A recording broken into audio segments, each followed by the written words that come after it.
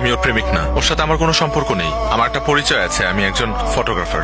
গত 3 দিন আগে ওর সাথে একটা ঘটনা ঘটেছে, খুব বাজে। সেটা হলো যে ও একজনকে ভালোবাসতো এবং সে ভালোবাসার মানুষের জন্য আসলে পালিয়ে গিয়েছে, কিন্তু দুর্ভাগ্যবশত ওর ভালোবাসার মানুষটি ওর সাথে অন্যায় করেছে, ওকে ছেড়ে চলে গেছে। আসেইনি, একা দাঁড়িয়েছিল সেই মানুষটির জন্য। এবং ওই সিচুয়েশনে গত 3 দিন আমি ওনাদের বাসায় ছিলাম। ওনার বাবা মা আমাকে নিজের মেয়ের মতো করে রেখেছিলেন। আমারও সময়টার মধ্যে ফুল সাপোর্ট দিয়েছিলেন ওনারা।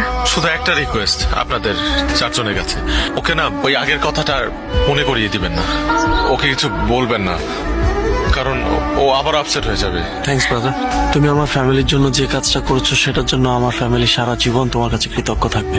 গত 3টা দিন আমাদের ফ্যামিলির উপর দিয়ে কি গেছে সেটা আমরা ছাড়া কেউ জানে না। তুমি না থাকলে জিনিসটা হয়তো আরো খারাপ হতে পারত। এটা তোমার বাসা মনে করবা। তুমি আজকে থেকে আমার